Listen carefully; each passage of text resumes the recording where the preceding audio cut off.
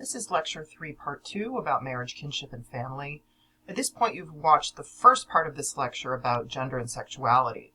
And these are, of course, as I mentioned, related. So if in the last part of the lecture, in Part 1, we were really focusing on individuals and individual identities, in this part of the lecture, we're going to build on that to talk about relationships and institutions, particularly relationships like marriage and family and broader kin networks, all of which, again, are connected both through those questions of identity and to the larger questions of society, like economics, politics, etc. So let's go ahead and do that now. Okay, so let's start with a bit of an overview on some of the big themes that I want you to think about for this set of topics. So marriage is something that, at least in the U.S., we have a tendency to think about in terms of things like romantic emotions, right? And that is certainly a part of what marriage is. But I think from an anthropological level, and when we want to think more broadly and cross-culturally about marriage, what it really is a social institution that confers both rights and responsibilities. And those rights and responsibilities connect to various aspects of daily life, right? So it's not just about love and affection and all of those things. It's also about things like labor, right? Like who is going to do what kinds of work and toward whose benefit. Things like wealth and possessions. Power, right? Both in terms of gender dynamics and more broadly in terms of sort of family dynamics and lineages, which we'll talk about in a second. And concepts of relatedness, right? So marriage is both about the relationship between the marriage partners, but it also confers a sense of relatedness on a lot of other people. For example, the family members related to those marriage partners, and certainly any children that derive from that marriage. So we'll talk through some of those issues in this lecture. Kinship is a broader term that anthropologists and others use to think about the various forms that human relatedness take. Right? So it's certainly about something that we would call family, but it's somewhat broader than that, right? And in fact, the idea of being related to other people as kin can take a few different routes, as your book, for example, mentions. So one is the idea that you're related to some people by blood. That's usually the metaphor that people use, right? A blood relation.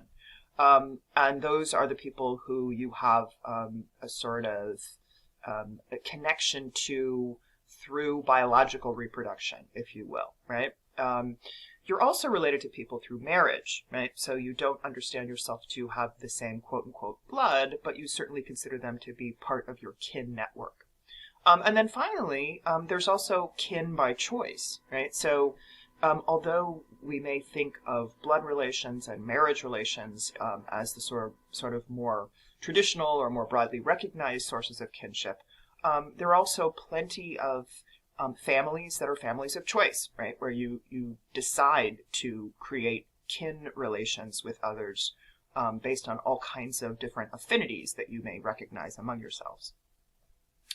Now, within marriage and within kinship networks, within families, there's various roles and statuses that people take relative to one another.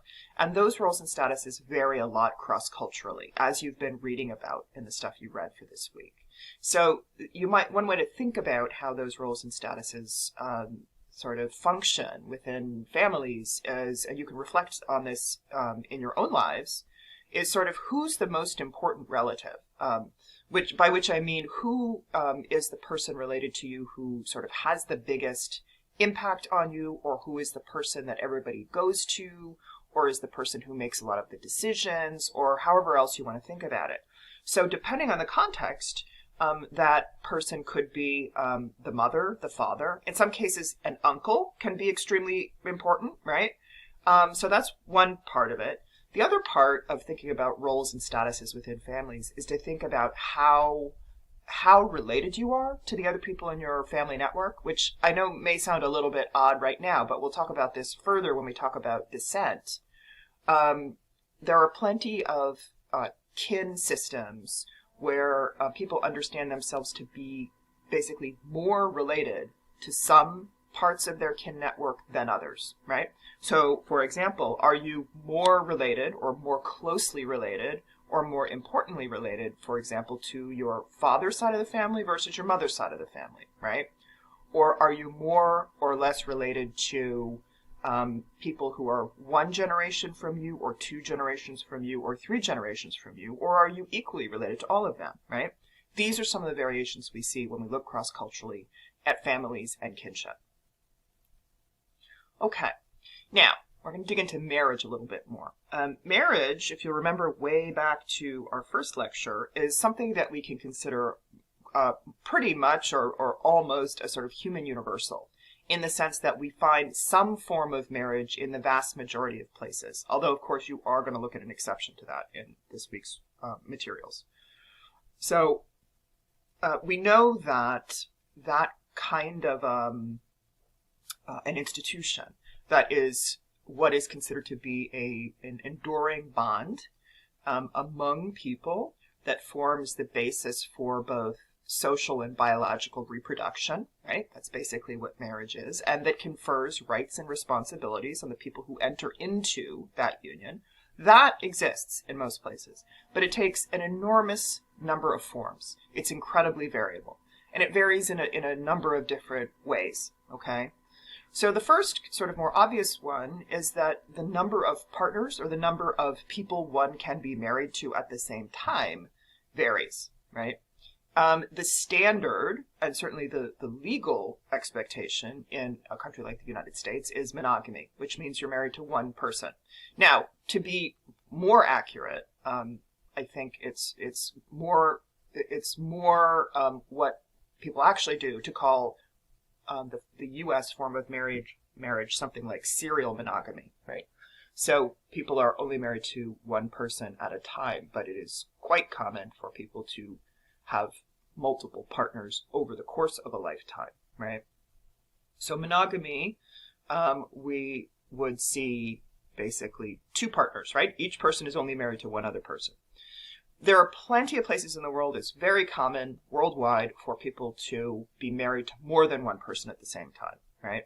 And there's two variations on this. As you can see, I put in these little corny graphics just to help you visualize it, but clearly, you know, it's a little silly and very ethnocentric, since the wedding garb that is showed in this top image is very specific to certain places in the world. Most people don't dress like that when they get married, but okay, it's what we've got. So polygamy is the broader category of marriages that involve more than two people. Polygyny being a circumstance in which one man is married to more than one woman, and polyandry being a circumstance in which one woman is married to more than one man.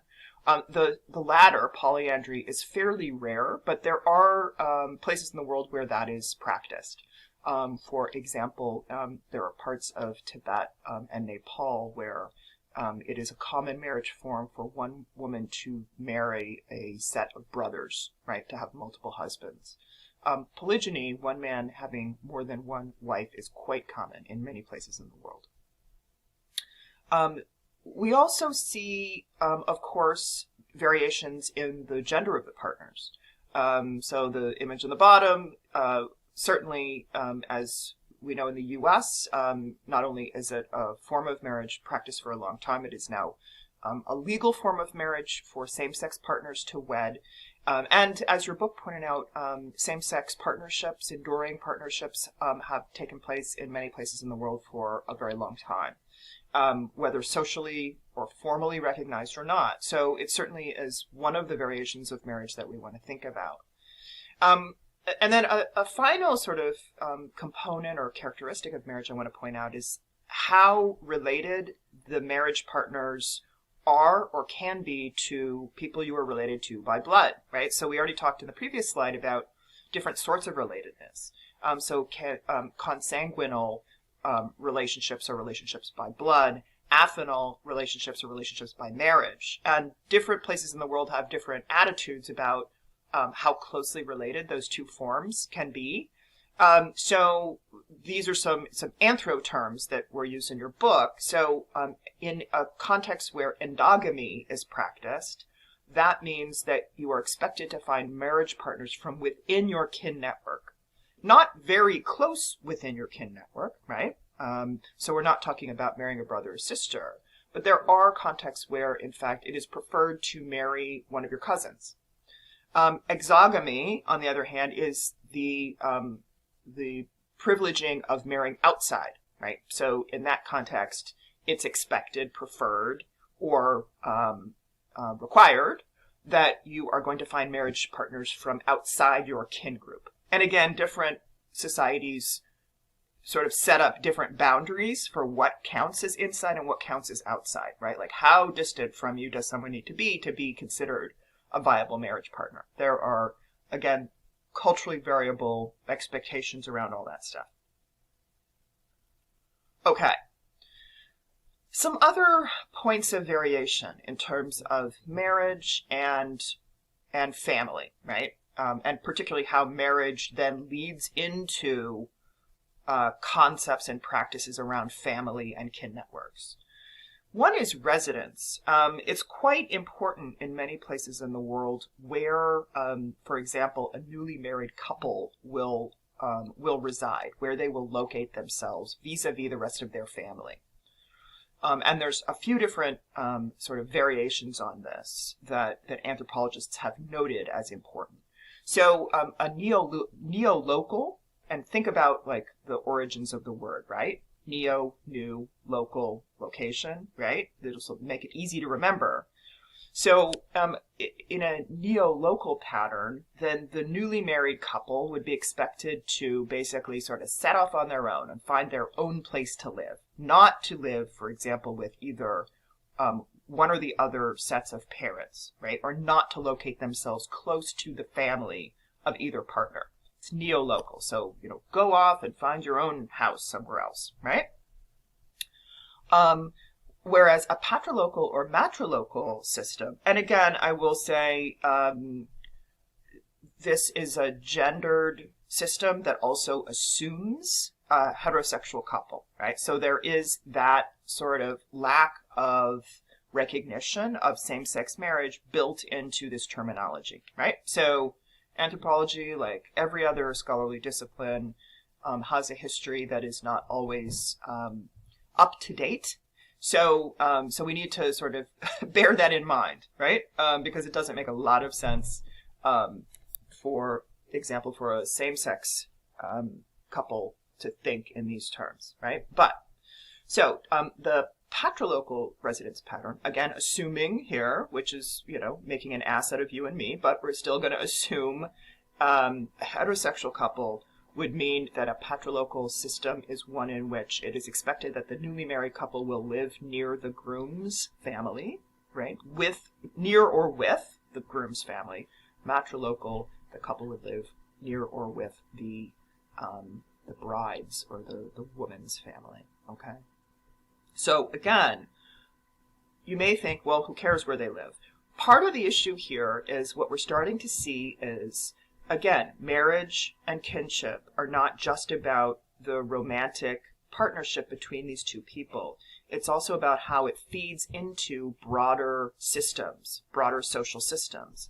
And those social systems are not just concerned with family affection and love and romance and all of that. They're also concerned with things like work, right?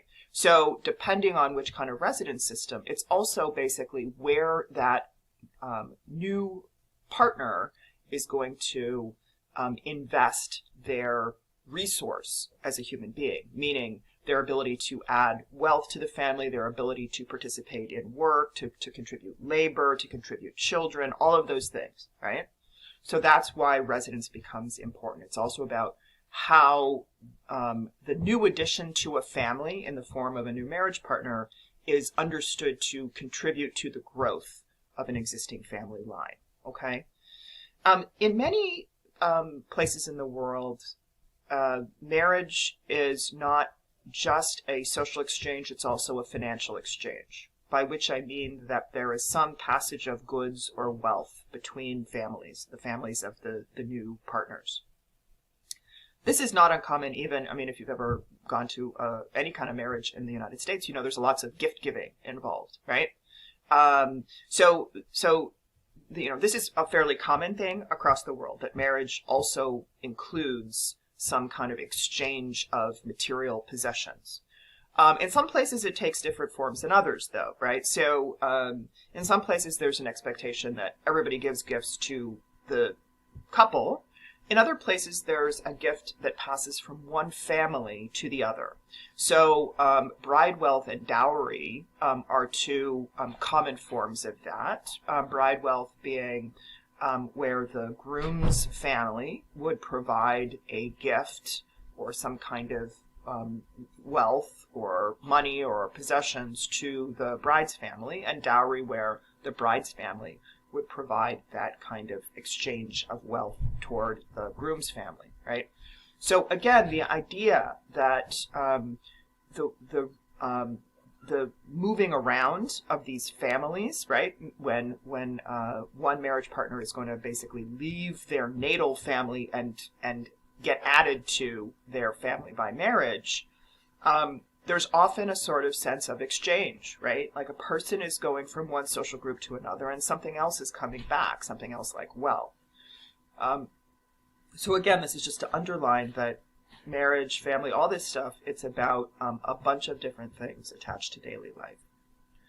Now, one of the most interesting elements of thinking about marriage, kinship, and family is thinking about ideas about descent. That is the creation of basically family lineages, right? If you've ever, for example, done a family tree about your own family, right, which is a pretty common thing you do even in elementary school, and it's gotten a lot more popular in recent years with these sites like Ancestry.com and all those sort of online genealogy sites. If you've ever done those, you know that that's exactly what this is about, right? It's not only knowing who is in your family tree, but using the family tree as sort of the basis for understanding things like what your identity is, right? Which family or which part of the family do you quote unquote belong to?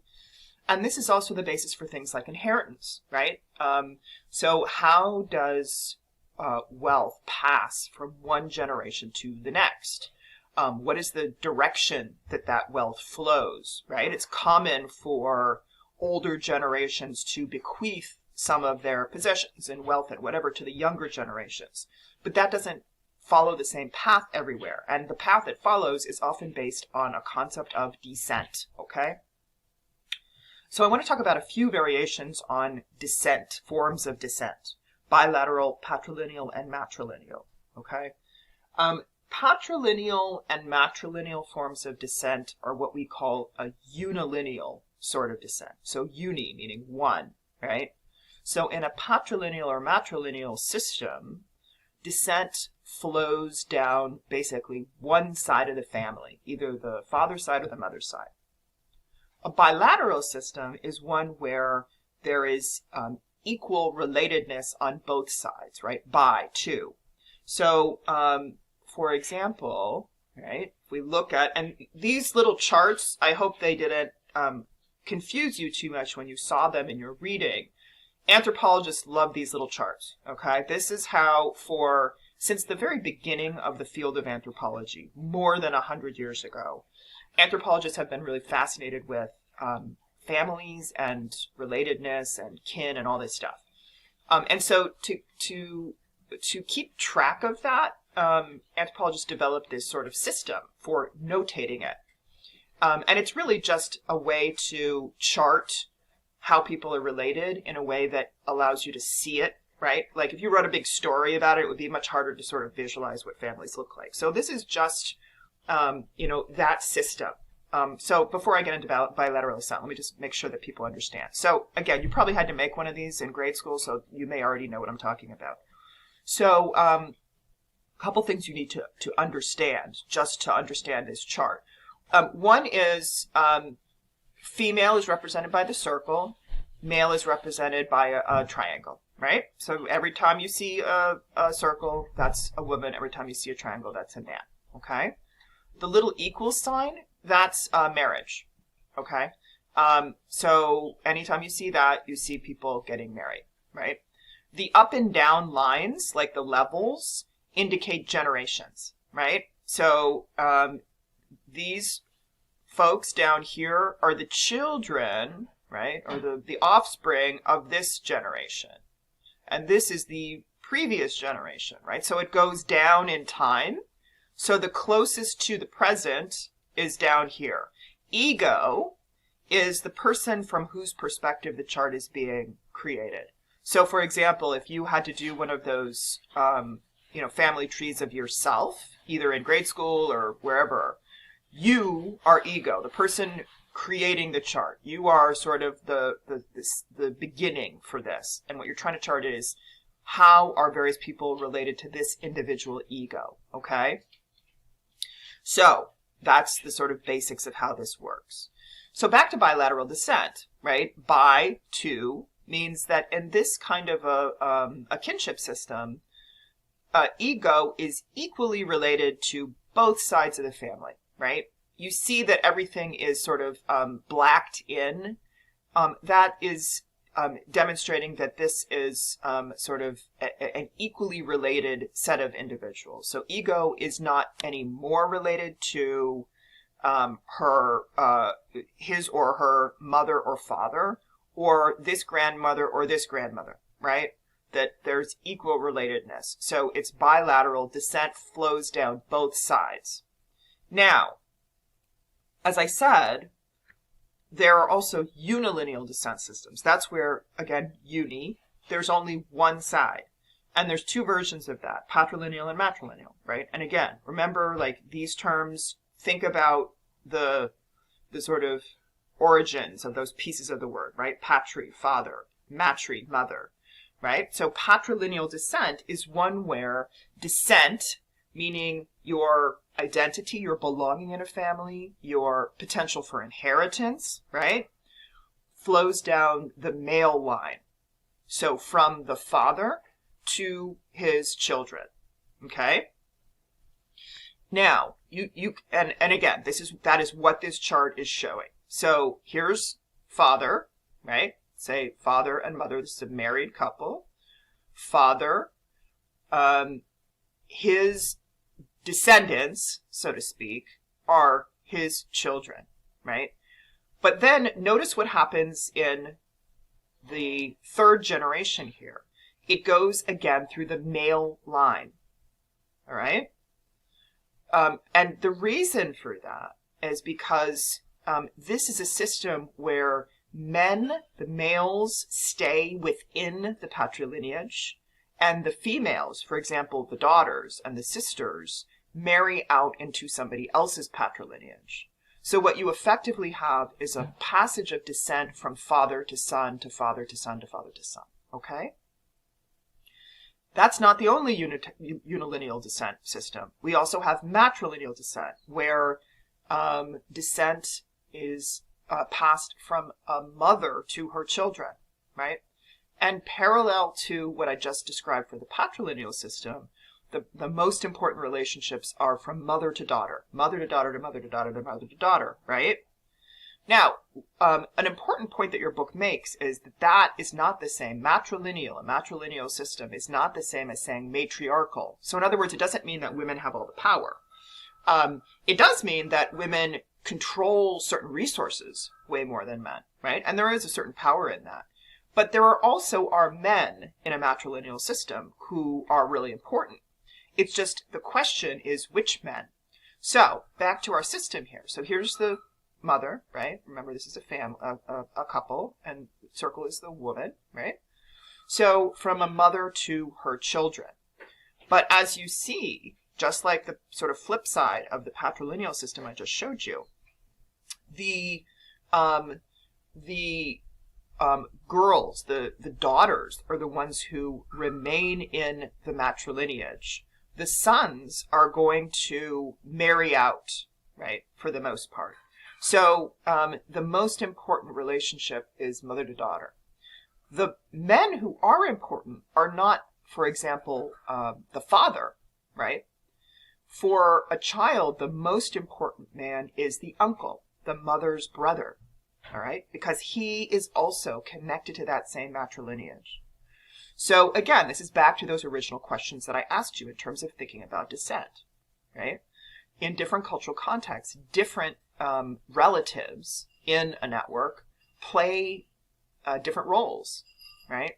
So in some places, one's father is the most important or most influential man.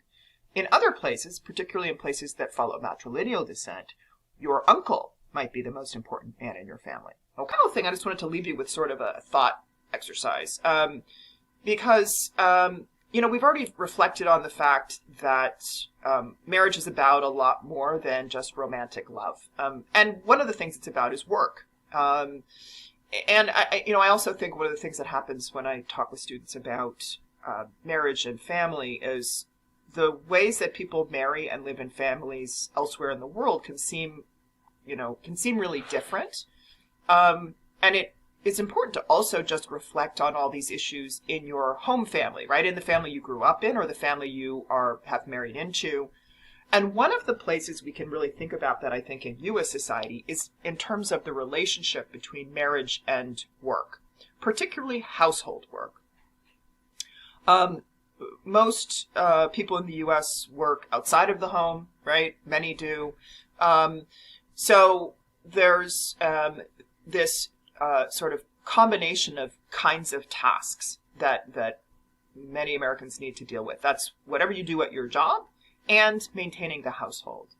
And one thing that has continued to be a part of expectations in American households is the sort of gender division of labor. Who does the housework, right? If everybody's going to go out and work at their job for most of the day, right? Who is expected to find the time to squeeze in the work of doing the laundry, doing the dishes, mopping the floor, all those different things, right? Cleaning, house care, shopping, all that stuff.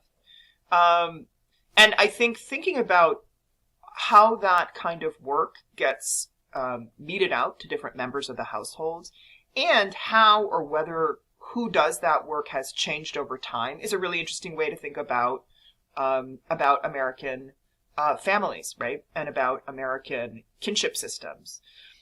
So certainly we know there was an expectation in the past, for example, we can go back to the mid-20th century where it was absolutely expected that the female members of the household would do most, if not all, of that kind of housework, that domestic labor. That has shifted some over time, although if you look at even polling data from right now, you'll find that lots of people say that women still bear the brunt of that work, do the majority of that work, even if they are working full time. So reflect on this in your own household, right? And you can reflect on the household you grew up in. If you have since married or live in a different household, reflect on, what's the same or what's different? Has it changed over time? And what, if anything, does this tell us about that relationship between gender, family, and work?